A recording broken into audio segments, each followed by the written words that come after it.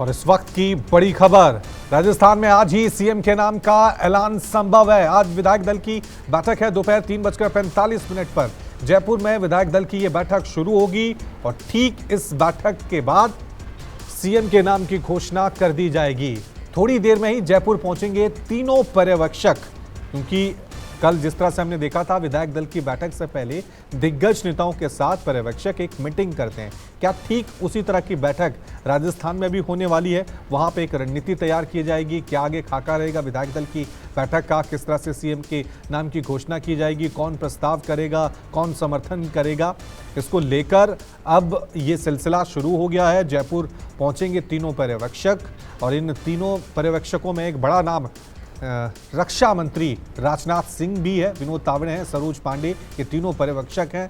अब सवाल यही है कि जिस तरह का परिवर्तन छत्तीसगढ़ में देखने को मिला था, मध्य प्रदेश में देखने को मिला था, क्या उसी तरह का बड़ा परिवर्तन आज राजस्थान में भी देखने को मिला है? अभी तक जो रेस में है, सीएम की रेस में चेहरे हैं, वो आपके टीवी स्क्रीन पे हम आपको दिखा रहे हैं। ये बड़े नाम है, लेकिन इस बार बीजेपी सरप्राइज देने के भी मूड में है, यानी इन नामों से हटकर भी कोई मुख्यमंत्री बन सकता है। वसुंधरा राजे लगातार प्रेशर गेम बना रही हैं, शक्ति प्रदर्शन कर रही हैं, अपने समर्थक विधायकों से मीटिंग और बैठकों का दौर लगातार उनका जारी है। लेकिन अगर वसुंधरा राजे नहीं और महिलाओं को रिप्रेजेंटेशन देना है तो दिया कुमारी भी सीएम की रेस में काफी आगे चल रही हैं। महंत बाबा बालकनाथ, इन्हें कहा जा रहा था कि जिस तरह से यूपी में योगी हैं उस तरह से राजस्थान में भी एक नए योगी मुख्यमंत्री बन सकते हैं। लेकिन इस रेस में महंत बाबा बालकनाथ कितना आगे हैं ये बस कुछ ही घंटों बाद पता लग जाएगा। वहीं राजस्थान प्रदेश अध्यक्ष सीपी जोशी, केंद्रीय मंत्री अर्जुन राम मेघवाल, गजेंद्र सिंह शेखावत केंद्रीय मंत्री हैं। क्या इनको मौका दिया जाएगा या फिर जिस तरह से मध्य प्रदेश में हुआ एक नए चेहरे को बीजेपी सामने लाकर मुख्यमंत्री बना सकती है? अभी जो बड़ी खबर आई है, विधायक बीजेपी दफ्तर पहुंचना शुरू हो गए हैं। थोड़ी देर में ही पर्यवेक्षकों की टीम, इन पर्यवेक्षकों की टीम को खुद रक्षा मंत्री राजनाथ सिंह लीड कर रहे हैं। यहाँ पे क्या मैसेज जाएगा, क्या मैसेज जो दिल्ली से आया है इन विधायकों तक पहुंचाया जाएगा और फिर मुख्यमंत्री के नाम की घोषणा कर दी जाएगी? विधायक दल की बैठक आज है, माननीय पर्यवेक्षक आज पहुंच जाएंगे दिन में, उसके बाद बैठक होगी और शाम को 5 बजे तक सारी स्थितियां स्पष्ट हो जाएगी। किसका सीएम बनने लग रहा है आपको? 5 बजे ध्यान में आ जाएगा। आप भी बन सकते हैं? नहीं, मैं इस रेस में नहीं हूँ।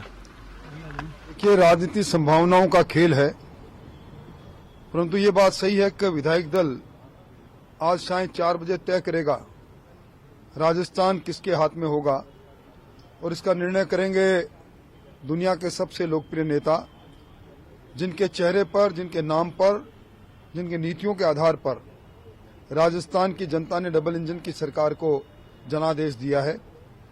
और मैं समझता हूं कि निश्चित तौर पर आज का दिन राजस्थान के लिए बड़ा ऐतिहासिक दिन है। लोकतंत्र के उत्सव के बाद नई सरकार का जन्म लेना, आकार होना, ये हम सब के लिए सुखद होगा। वो पल अब नजदीक है। तेलंगाना। चलिए, इस खबर पे और ज्यादा जानकारी के लिए सीधा रुक करते हैं मेरे सहयोगी केजे शिवसन का, जो इस वक्त जयपुर में मौजूद हैं। शिवसन, जरा बताएं ग्राउंड रियलिटी क्या कुछ होने वाला है, क्योंकि सबकी निगाहें, खासकर राजस्थान की जनता की निगाहें टिकी हुई हैं। काफी लंबा इंतजार करना पड़ा उन्हें मुख्यमंत्री की नाम की घोषणा को लेकर। क्या अपडेट है अभी आपके पास?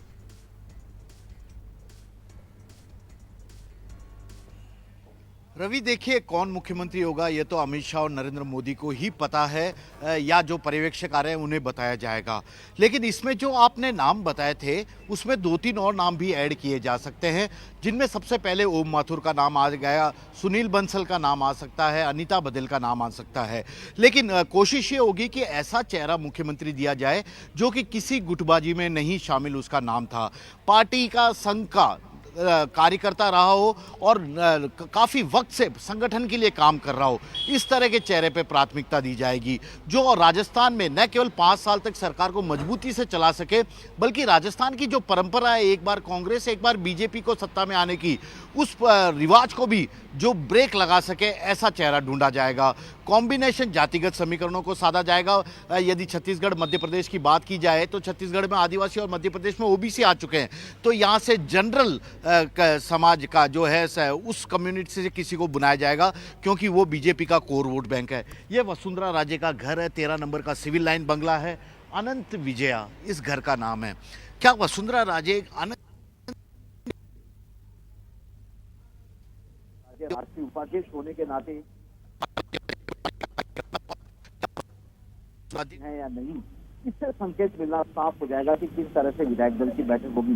यदि वसुंधरा राजे यहाँ से राजनाथ सिंह को रिसीव करने जाती है, 3 ऑब्जर्वर को रिसीव करने जाती है, जो कि राजे यहाँ से राजनाथ सिंह को रिसीव करने जाती हैं, 3 ऑब्जर्वर को रिसीव करने जाती है, जो कि पार्टी अध्यक्ष जेपी नड्डा द्वारा भेजे जा रहे हैं, तो निश्चित तौर पर एक पॉजिटिव संकेत जाएगा कि ठीक ठाक दिशा में ही बीजेपी की यह पूरी प्रक्रिया आगे बढ़ रही है।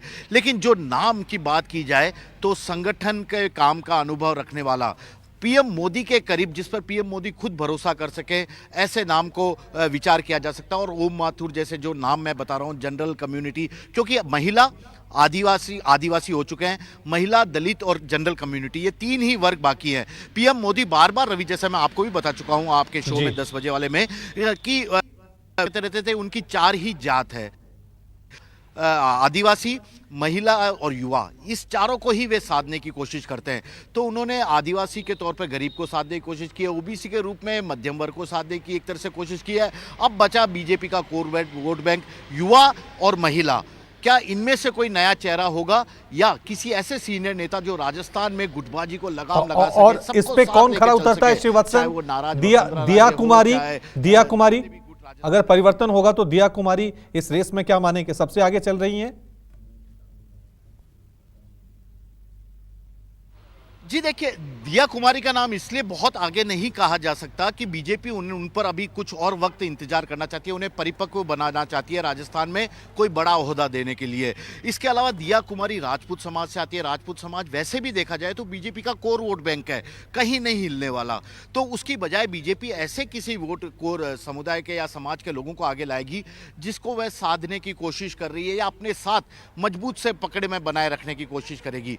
तो ऐसे में कई और दिग्गज नाम है, और हो सकता है राजस्थान में इस बार और भी चौंकाने वाली बात हो कि जो विधायक नहीं है उसी में से किसी को बना दिया जाए। जरूरी नहीं है, क्योंकि मध्य प्रदेश और छत्तीसगढ़ में जो विधायक थे वहीं बनाया गया, लेकिन राजस्थान उनके लिए काफ़ी चुनौतियां वाला है।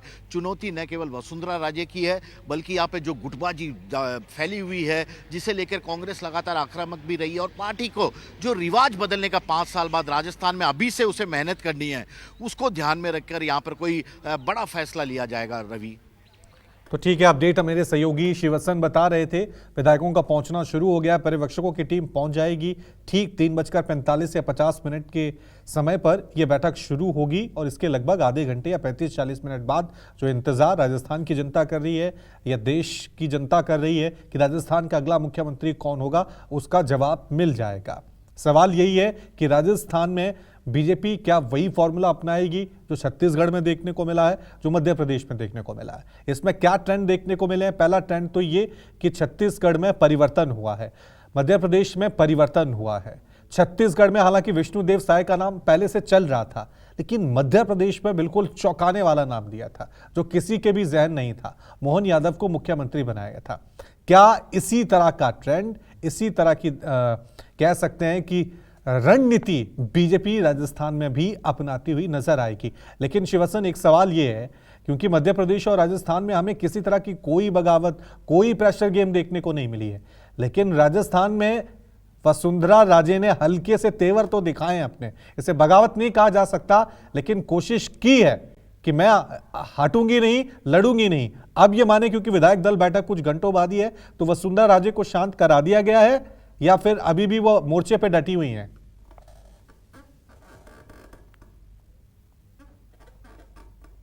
जी देखिए, शांत कराने की कोशिश हुई है। उन्हें जब डिनर पॉलिटिक्स की थी अपने इसी सिविल लाइन बंगले में, तो उन्हें दिल्ली बुलाया गया था। दिल्ली में 2 दिन तक वे रही है। इस दौरान उन्हें साफ बता दिया गया कि बीजेपी इस बार राजस्थान में नया प्रयोग करने वाली है, नए चेहरों को मौका देने वाली है, तो आपको उसमें साथ देना है।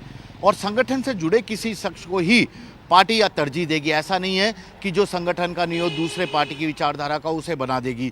तो इस तरह की तमाम बातें समझाने की कोशिश की गई है। लेकिन वसुंधरा राजे को जो जानते हैं राजस्थान की राजनीति में और देश की राजनीति में, वे अच्छी तरह से जानते हैं इतनी जल्दी हार मानने वाले नेताओं में नहीं है। और यही कारण है कि जब दिल्ली से लौट कर वे आई तो जयपुर के इसी बंगले पर फिर से उनसे मिलने वाले विधायकों की कतार नजर आई थी यहाँ पर। आज भी 6 विधायक उनसे मिलकर जा चुके हैं। अब तक सुबह से विधायक दल की बैठक होनी है, लेकिन 6 विधायक आके उनसे मिल चुके हैं। उसमें से एक नया विधायक भी है जो कि आज से पहले कभी वसुंधरा राजे के घर पे नहीं आया था, न ही उनके साथ कभी खड़ा मिला, वह भी आ गया है। तो निश्चित तौर पर कई अभी तक वसुंधरा राजे की ओर से संकेत देने की कोशिश की जा रही है कि खेल उनके पक्ष से, उनके हाथ से पूरी तरह छूटा नहीं है, अभी भी दमखम है। लेकिन क्या वसुंधरा राजे इस वक्त उस स्थिति में है कि वे पार्टी हाईकमान से बगावत कर सके? बगावत करेंगे, यदि करने की कोशिश भी वे सोचती भी है, करती भी है, तो क्या जितना दमखम अपने विधायकों को बुलाकर यहाँ जताने की कोशिश करी है, वे विधायक जब विधायक दल की बैठक होगी तो क्या उनके साथ उतनी ही मजबूती से खड़े नजर आएंगे? तमाम तरह के सवाल है, क्योंकि चुनाव इस बार मोदी जी के चेहरे पे लड़ा गया, कमल के निशान पे लड़ा गया। यह बात सही है कि वसुंधरा राजे ने कई अपने समर्थकों को टिकट दिलाया है, इसमें कोई दो राय नहीं है। लेकिन उनके घर के पास जो ये हलचल बढ़ी हुई है, शायद यही जानने के लिए है कि क्या 12 बजे रिसीव करने राजनाथ सिंह, जो कि पार्टी अध्यक्ष जेपी नड्डा की ओर से पर्यवेक्षक बनकर आ रहे हैं, उन्हें रिसीव करने एयरपोर्ट पर पहुंचती है या नहीं। ठीक है, ये अपने आप में बड़ा सवाल है, क्योंकि वसुंधरा राजे अगर रिसीव करने पहुंचती हैं तो इसका मतलब ये हुआ कि उनके नाम की उनकी सहमति है किसी भी नाम की, जब मुख्यमंत्री के नाम की घोषणा कर जाएगी। लेकिन